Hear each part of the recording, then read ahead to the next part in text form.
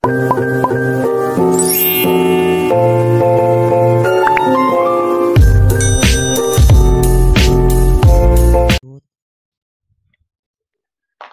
Tuhan, Shalom semuanya. Kita akan melanjutkan. Pagi hari ini kita akan membuka dalam kitab Keluaran, pasal yang ke-13.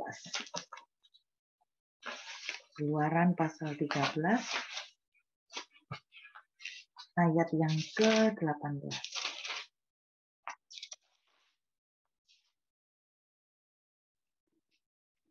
Tetapi Allah menuntun bangsa itu berputar melalui jalan di padang gurun menuju ke laut Tebrau. Dengan siap sedia berperang, berjalanlah orang Israel dari tanah Mesir.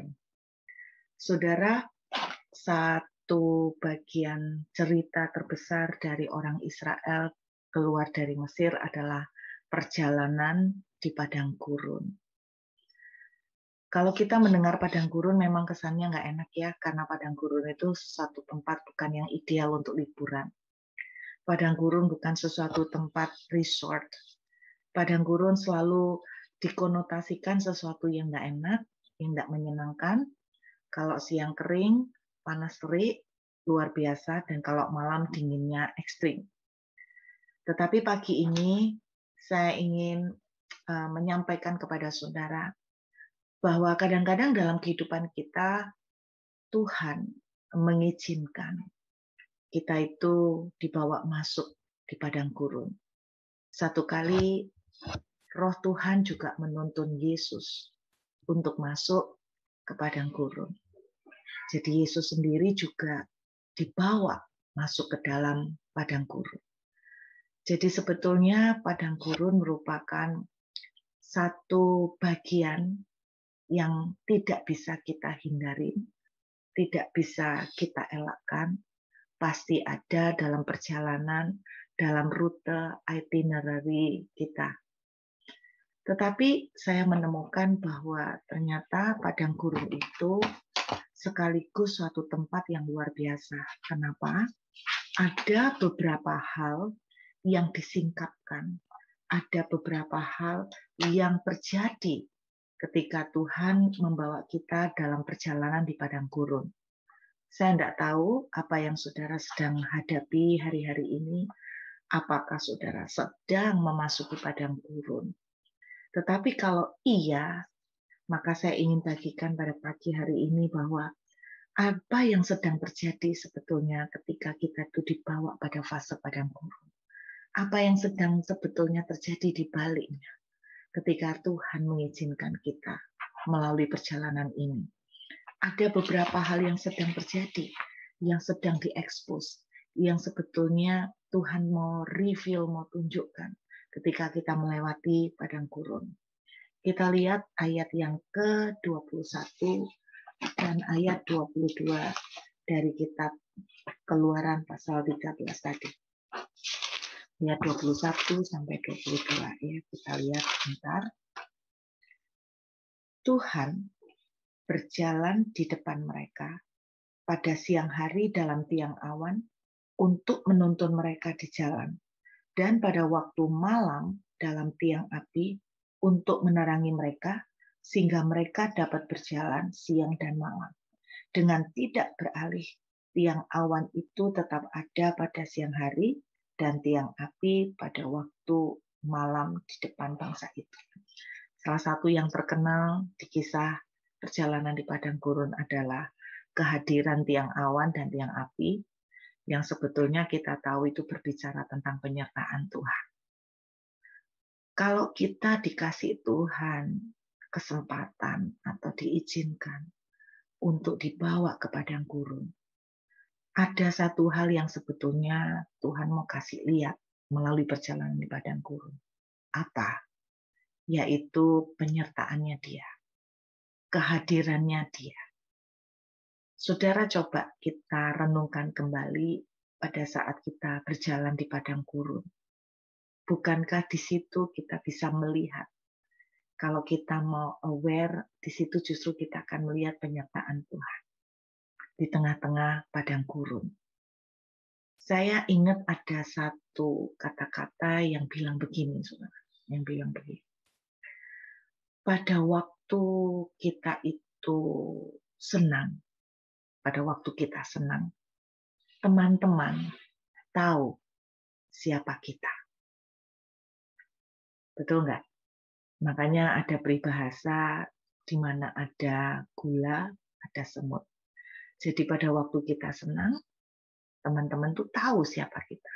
Coba saudara bayangkan, waktu kita senang, banyak duit, teman-teman tuh tahu semua kita tiba-tiba bisa punya teman-teman yang tadinya tidak ada.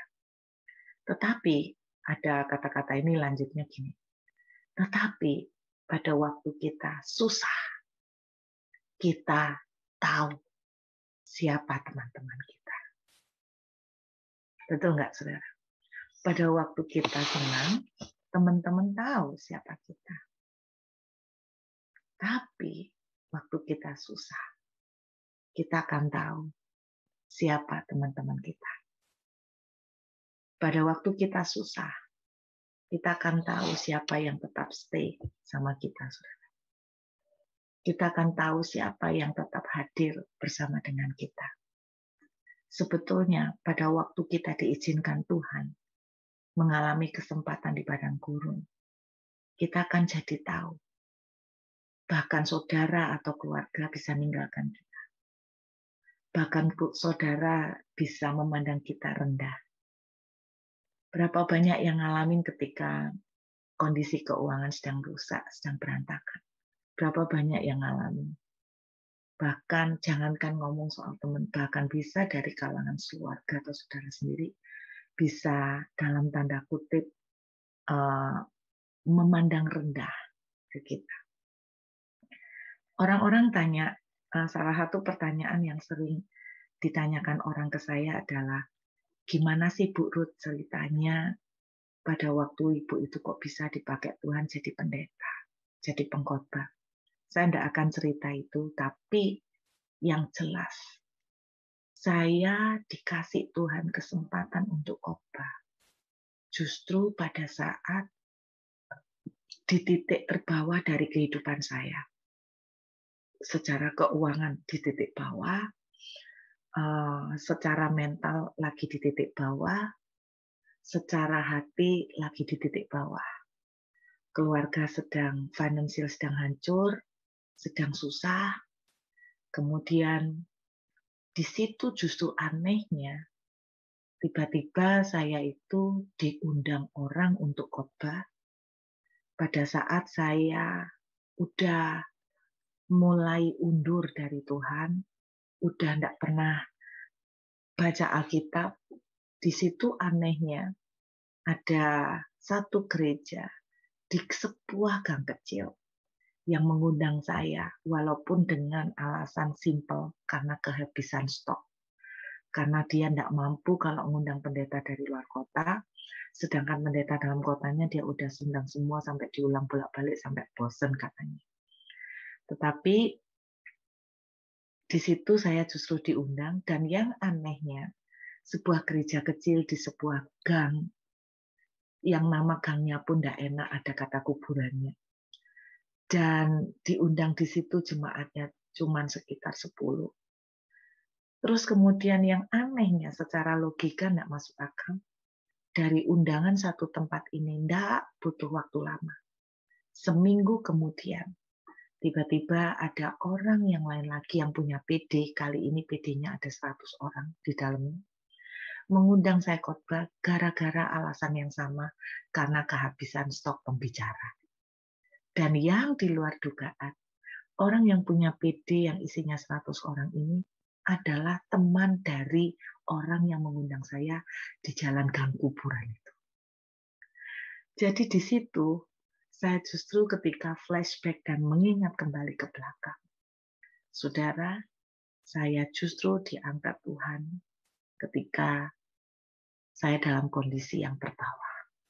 Ketika tidak ada orang yang kasih opportunity ke saya karena saya dalam kondisi yang paling tidak bagus. Sehingga saya katakan, justru ketika saya seperti sampah, disitulah Tuhan mengangkat saya. Satu kali awal-awal saya pelayanan, kalau saudara ingat, saya sering kali dalam tanda kutip dijadikan orang seperti Mama Loren. Saya sampai tiap kali kalau mau khotbah di satu tempat, selalu sebelum datang ternyata nomor urut sudah dibagikan. Nomor urut apa? Kayak petoknya dokter. Jadi habis khotbah langsung maju 1, 2 sampai 100. Kadang satu gereja sudah membagikan 100 nomor.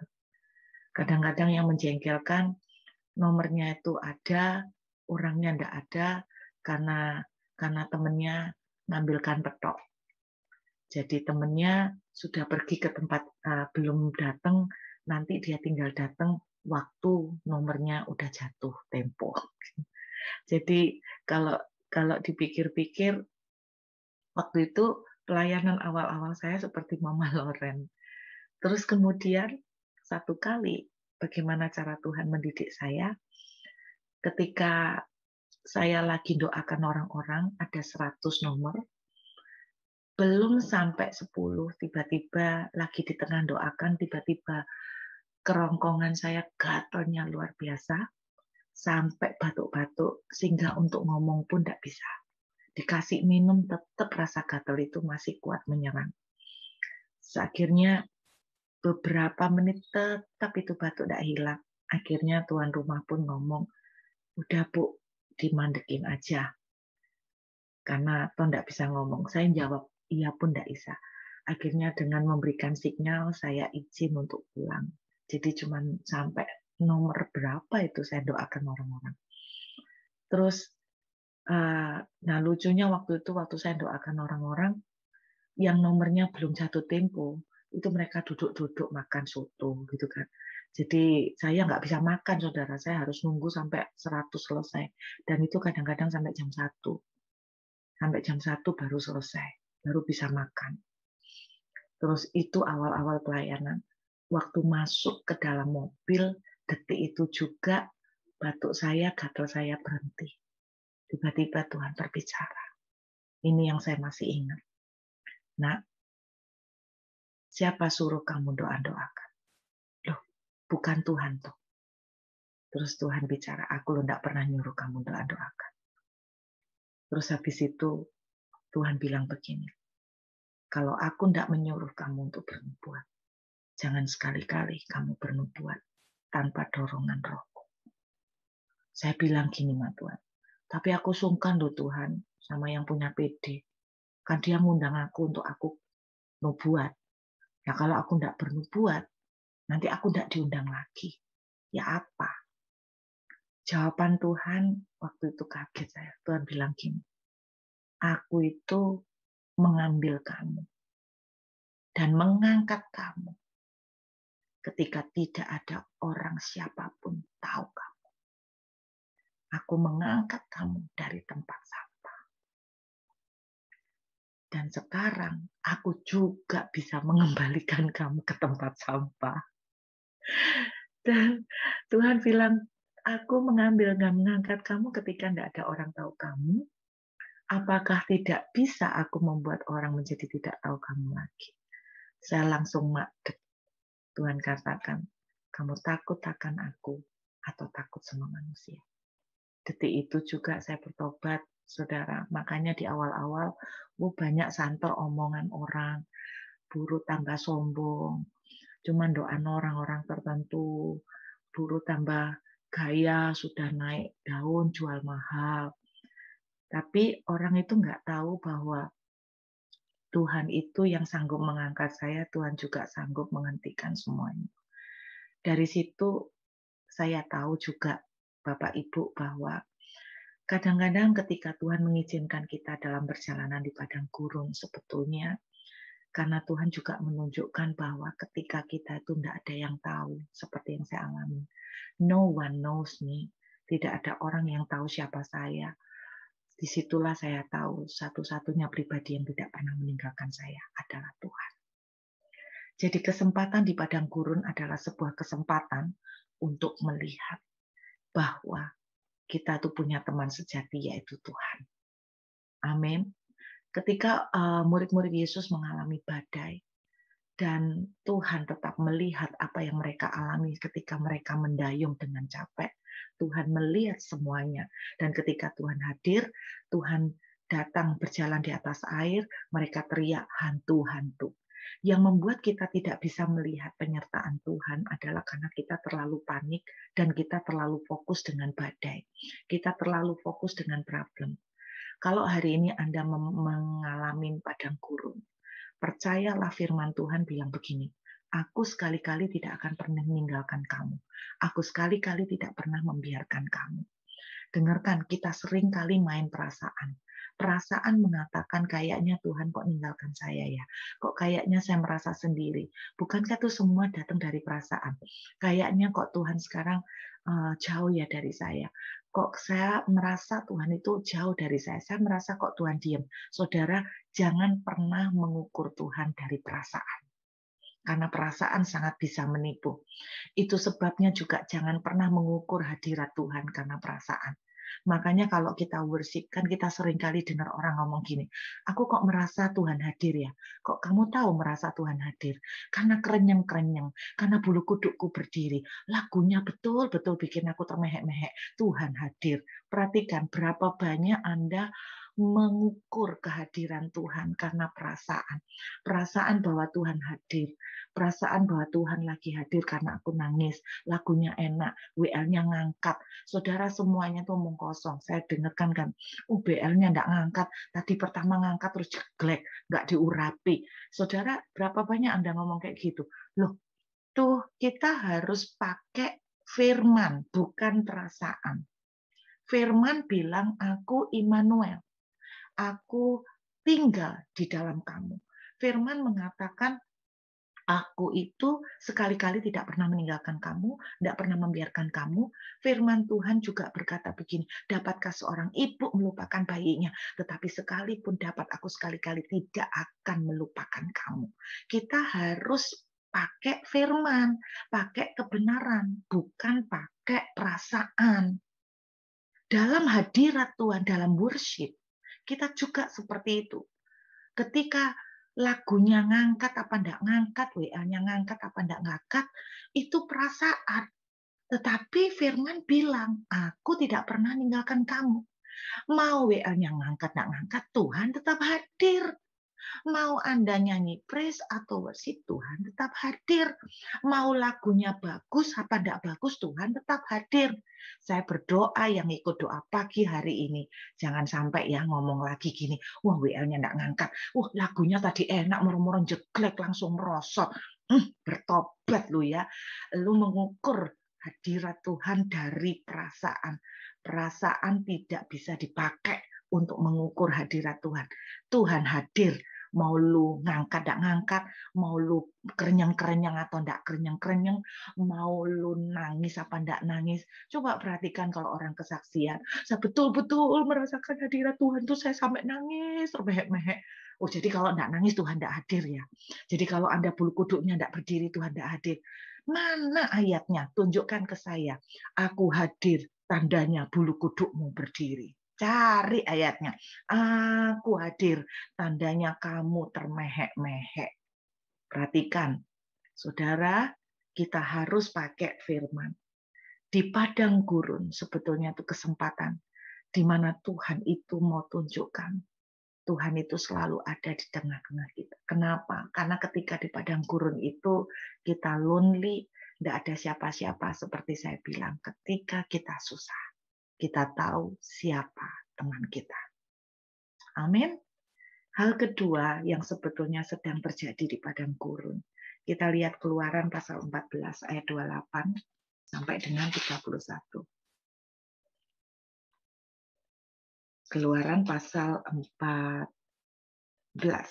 ya. Kita lihat ayat yang ke-28 sampai 31. Berbaliklah segala air itu lalu menutupi kereta dan orang berkuda dari seluruh pasukan Firaun yang telah menyusul orang Israel ke laut, sekalipun tidak ada yang tinggal dari mereka. Tetapi orang Israel berjalan di tempat kering, dari tengah-tengah laut, sedang di kiri kanan mereka air sebagai tembok bagi mereka. Demikianlah pada hari itu Tuhan menyelamatkan orang Israel dari tangan orang Mesir, dan orang Israel melihat orang Mesir mati terhantar di pantai laut. Ketika dilihat oleh orang Israel betapa besarnya perbuatan yang dilakukan Tuhan terhadap orang Mesir, maka takutlah bangsa itu kepada Tuhan, dan mereka percaya kepada Tuhan dan kepada Musa, hambanya itu. Saudara dengarkan, padang gurun adalah the best place, tempat terbaik di mana Tuhan mau kasih mujizatnya. Padang gurun adalah tempat paling ideal di mana Tuhan akan menyatakan demonstrasi kuasa-Nya. Padang gurun memberikan kesempatan yang makin besar kepada Tuhan untuk menyatakan kuasa-Nya. Dalam 2 Korintus pasal 12 ayat 9 sampai 10 firman Tuhan menuliskan begini, justru di saat engkau lemah, disitulah kuasa-Ku akan menjadi semakin nyata. Kalau saudara, saya ajak mikir, coba lihat ya.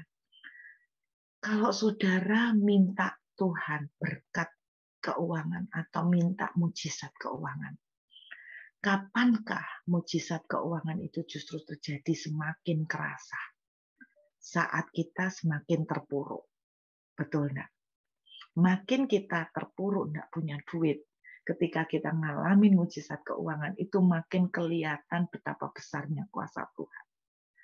Jadi, seperti cerita Ishak waktu menabur di tanah kering. Saya mau katakan begini, justru tanah kering itu adalah the best land, tanah terbaik. Kok bisa? Untuk Tuhan menyatakan mujizatnya. Makin kering, makin dahsyat kuasa yang akan dinyatakan Tuhan. Intinya itu kayak gini, sama seperti contoh orang berdoa minta anak. Kalau Anda dengar cerita orang minta anak, sama-sama cerita kesaksian bagaimana mereka dikasih Tuhan anak. Kalau ada orang umur 32, kesaksian bagaimana dia setelah menikah, katakan udah menikah dari umur 27, jadi 5 tahun dia nunggu anak. Terus kemudian dia punya anak. Ya, Wanda tepuk tangan, Tuhan itu luar biasa. Tapi ada orang menikah, misalnya katakan dari umur 27, dikasih Tuhan anak umur 51. Saya mau tanya sama Bapak Ibu, kira-kira mana yang lebih spektakuler menurut saudara? Orang yang satu dikasih anak ketika dia umur 32. Yang satu dapat anak ketika umur 51. Manakah yang menurut saudara kesaksiannya lebih spektakuler? Pasti Anda setuju dengan saya yang umur 51. Betul kan? Kenapa? Makin susah, Bu. Karena makin impossible. Nah, semua jawab umur 51. Betul. Dengarkan. Tanah yang kering justru memberi kesempatan makin luas untuk Tuhan bikin mujizat. Jadi kalau hari ini Anda ada di padang gurun, sebetulnya Anda sedang menyodorin Tuhan sebuah kesempatan besar untuk Tuhan mendemonstrasikan mujizatnya. Makin saudara tidak bisa atasi dengan kekuatan sendiri, makin besar kesempatan Tuhan untuk menyatakan kekuatannya. Amin. Jadi itu yang terjadi di padang gurun. Yang hari ini ngalamin padang gurun, jangan putus asa. Karena di padang gurun, Tuhan itu sudah pengen mau kasih lihat. Nah, kamu tidak punya teman yang lain. Akulah teman sejatimu. Yang kedua di padang gurun, Tuhan mau kasih lihat. Nah, ini loh kesempatan terbaik buat aku. Aku tuh mau bikin mujizat yang dahsyat. Amin, saudara. Yang ketiga, apa yang sebetulnya sedang ditunjukkan atau terjadi ketika padang gurun itu ada. Ulangan pasal 31 ayat 27. Nanti kita kembali ke kitab Keluaran.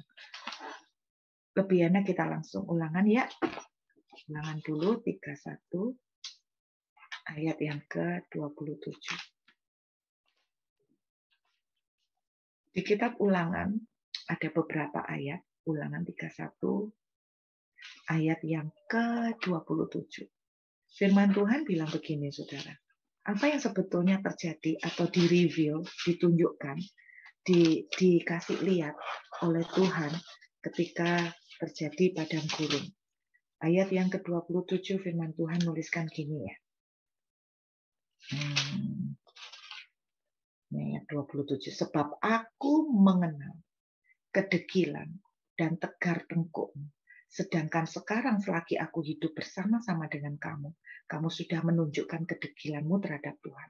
Terlebih lagi nanti sesudah aku mati.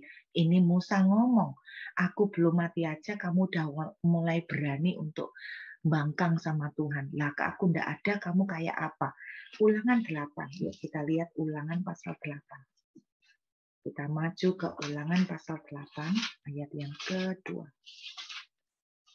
Kita lihat nih.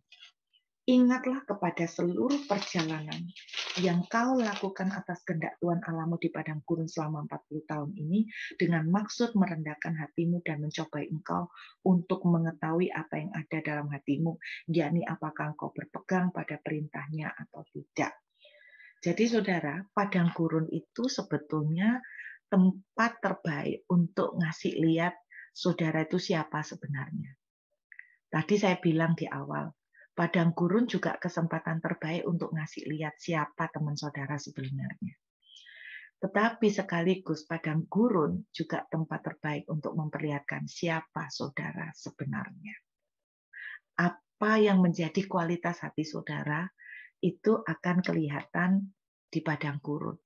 Pada waktu di padang gurun, kita jadi tahu orang Israel tuh reseknya kayak apa, bagaimana mereka tuh sebentar lihat mujizat, nggak pakai lama langsung murtad. Baru lihat kehebatan Tuhan, nggak pakai lama, bisa-bisanya ngomong, kenapa kamu membawa kami ke padang gurun, apa kamu mau bunuh kami. 400 tahun, mereka dari dalam perbudakan 400 tahun. Mereka menangis, mereka berteriak kepada Tuhan, minta tolong dikeluarkan. Setelah dikeluarkan, lihat keajaiban, tidak lama langsung mereka ngomongnya sak-dek-saknyek, ngomongnya enak banget ngolok Tuhan. Di padang gurun itu akan kelihatan kualitas hati Anda. Masalahnya, saya ajak lihat nih. Masalahnya, nih lihat ya. Kita lihat Keluaran tadi, saudara. Kita lihat kembali ke Keluaran 13. Masalahnya, ini yang krusial. Ini yang penting. Keluaran pasal 13. Yuk kita lihat ya. Ayat yang ke-17. Setelah Firaun membiarkan bangsa itu pergi, Allah tidak menuntun mereka melalui jalan ke negeri orang Filistin, walaupun jalan ini paling dekat. Sebab firman Allah, jangan-jangan bangsa itu menyesal apabila mereka menghadapi peperangan, sehingga mereka kembali ke Mesir. Sebuah terjemahan menuliskan begini, I know their heart. I know what is in their heart. Aku tuh tahu hati mereka tuh kayak apa. Ada interpretasi dan tafsiran yang lain menuliskan begini. Aku itu tahu betapa kecilnya hati mereka. Dengan kata lain itu gini. Padang gurun menunjukkan atau mengekspos. Oh, kualitasmu ini kayak apa? Hatimu ini kayak apa?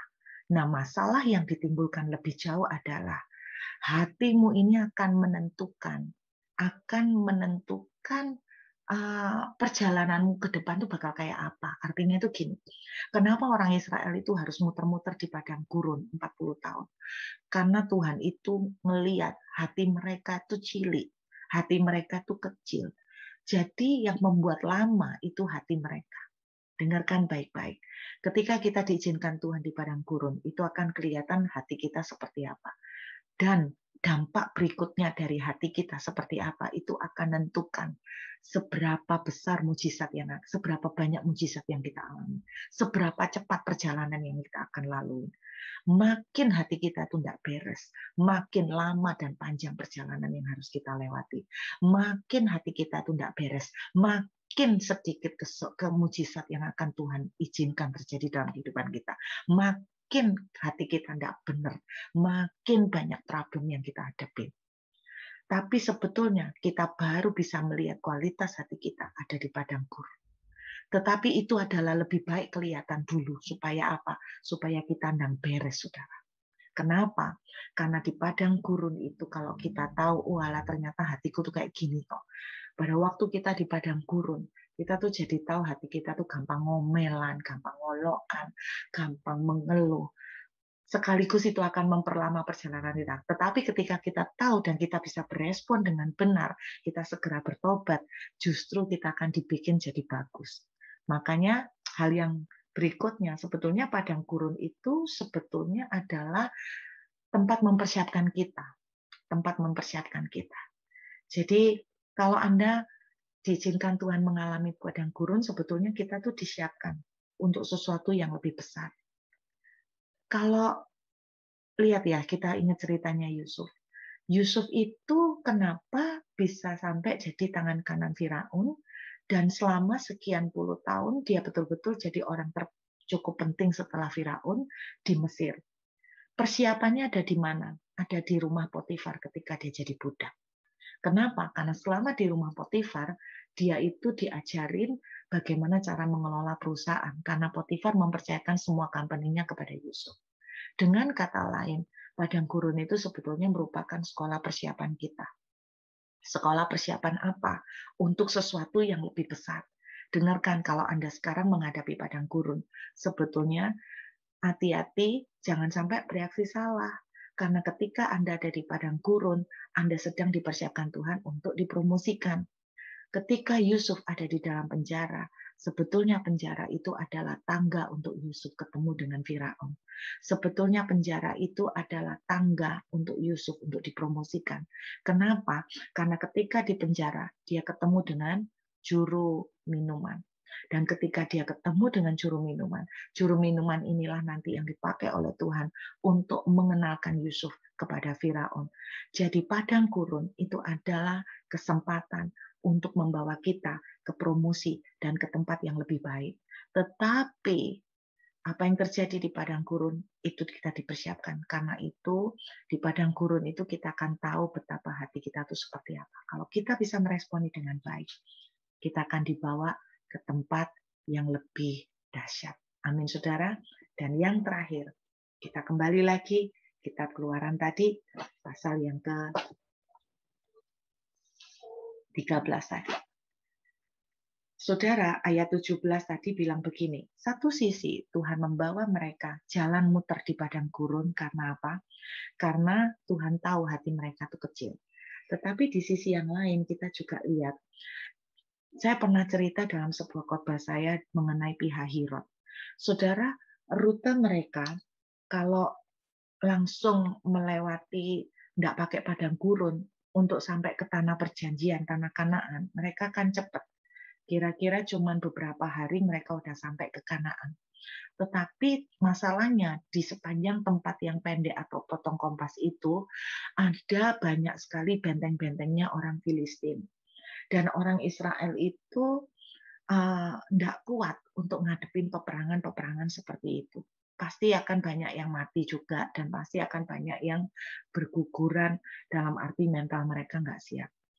Jadi dengan kata lain, sebetulnya ketika Tuhan izinkan kita tuh muter sedikit di padang gurun. Saya bilang sedikit karena sebetulnya mereka nggak perlu sampai 40 tahun. Harusnya cuma beberapa bulan mereka sampai ke Kanaan.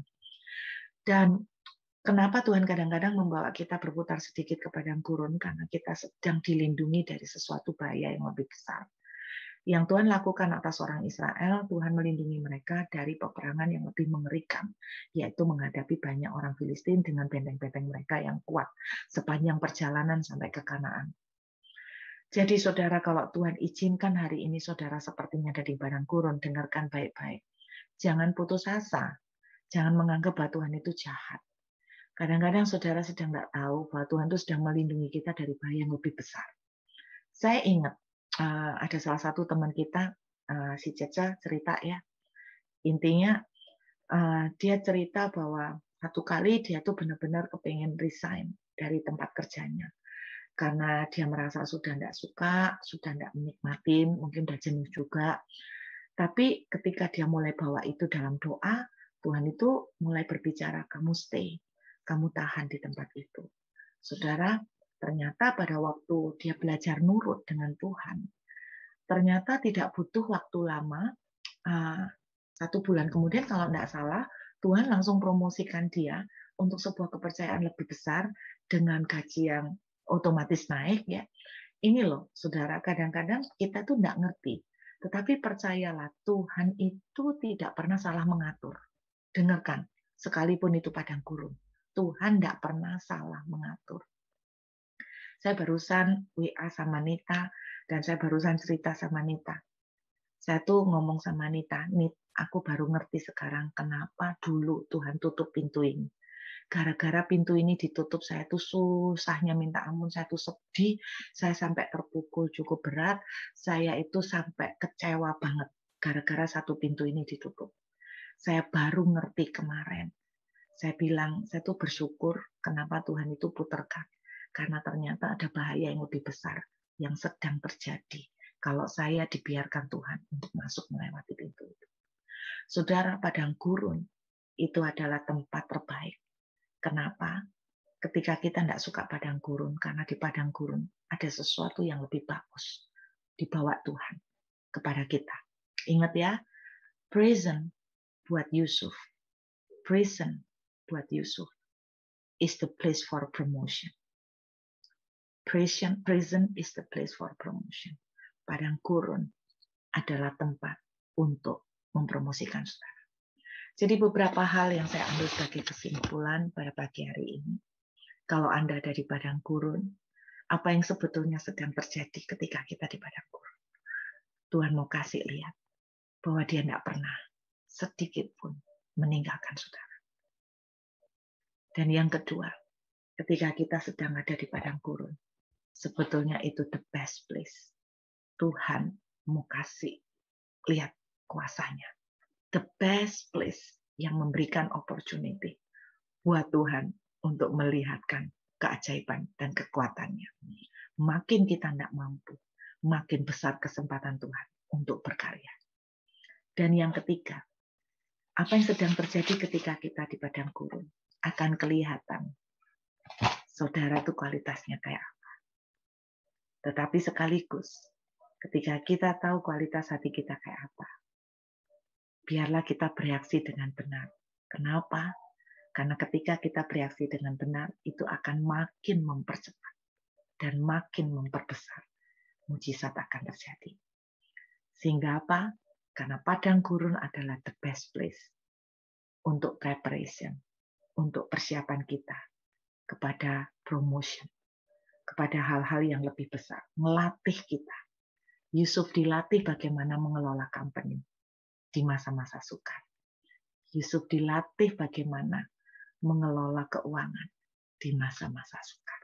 Jadi kalau saudara ngalamin padang gurun, it's your school to teach you, to train you, melatih saudara.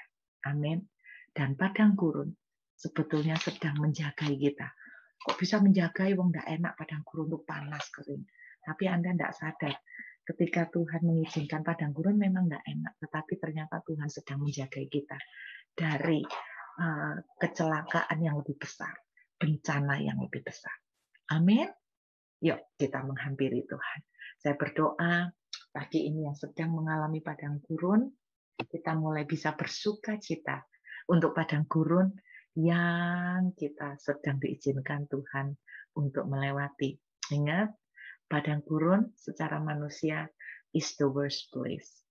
Tetapi kalau kita bisa mengerti di balik itu, padang gurun is the best place. Amin.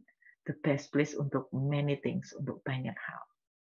Saya boleh mengajak kita menghampiri Tuhan sebentar. Kalau Grady sama Sam bisa bawa kita satu lagu ya, seperti tiang awan, tiang api, bisa nggak ya? Kita hampirin, ingat ya, padang gurun tuh akan kelihatan kita nih orangnya model kayak apa. Tapi kalau kita udah tahu, saya berdoa kita bisa bereaksi dengan benar. Karena kalau kita bisa bereaksi dengan benar, ingat ya, seperti Yusuf ada di penjara, kalau dia masih nyimpan kebencian, dia tidak akan dipromosikan. Jadi kalau kita udah tahu hati kita kayak apa, oh ternyata aku tuh kayak gini. Mari kita berikan yang terbaik reaksinya, supaya kita bisa dipimpin Tuhan kepada promotion, kepada sesuatu yang lebih spektakuler, lebih besar. Dan padang gurun sebetulnya adalah tempat untuk menjaga kita dari bencana yang lebih besar. Mungkin saudara hari ini belum bisa melihat. Percayalah, tidak ada yang kebetulan, termasuk orang yang menjengkelkan sekalipun. Termasuk bahkan orang yang dalam tanda kutip membuat hidup saudara susah. Tidak ada yang kebetulan.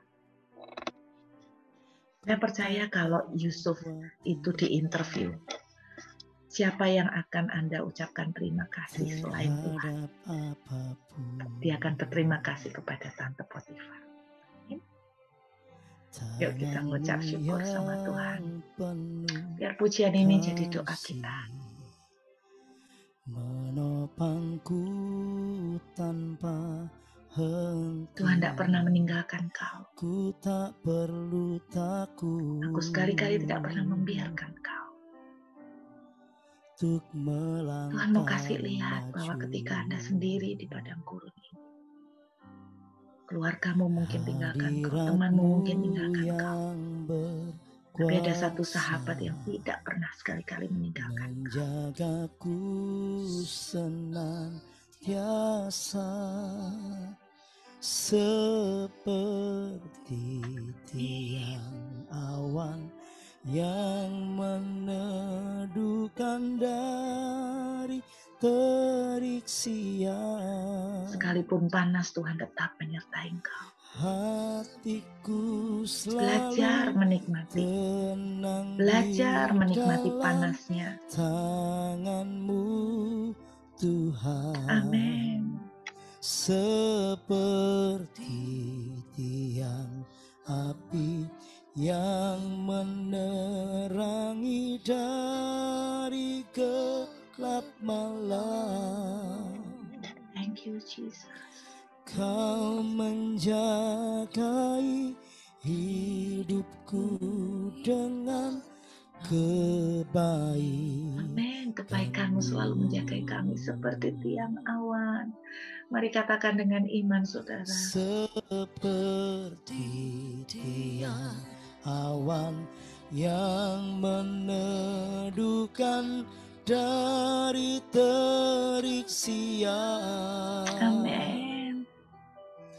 Hatiku selalu tenang di dalam tanganmu Tuhan. Seperti tiang api yang menerangi dari gelap malam. Thank you, Jesus. Kau menjagai hidupku dengan kebaikan-Mu. Kami percaya pagi hari ini Tuhan hadir di tengah-tengah kami. Tidak dibatasi oleh jarak, tidak dibatasi oleh tempat. Sebab Engkau Immanuel, Tuhan Allah Maha Adil. Engkau juga berkata, aku sekali-kali tidak pernah meninggalkan kau. Tidak pernah membiarkan kau. Apapun yang sedang dialami anak-anak-Mu, entah kami mungkin sedang diizinkan Tuhan di padang gurun, kami percaya tidak ada yang namanya kebetulan. Ketika Tuhan membawa kami di padang gurun, ternyata kami sedang dibawa ke tempat terbaik. Manusia melihat itu tempat terburuk. Tetapi ternyata tempat terbaik, padang gurun, sedang Tuhan kasih dalam hidup kami. Dan kami percaya saat kami bisa bereaksi dan meresponi dengan baik, memandang dengan cara memandang, kami akan melihat kemenangan yang dahsyat dan luar biasa setelah kami melewati padang gurun. Saudara, mari kita siapkan hati untuk perjamuan. Tuhan berkata, lakukan ini untuk mengingat aku. Apa yang harus kita ingat? Tuhan bilang begini, kalau nyawaku saja tidak aku pertahankan untukmu? Apakah terlalu berat bagiku untuk menolong dan memberkatimu? Tubuh dan darah dalam menjadi bukti penyertaan dan kasih Tuhan. Pada waktu kita mengangkat tubuh dan darah, kita koinon. Kita menjadi satu.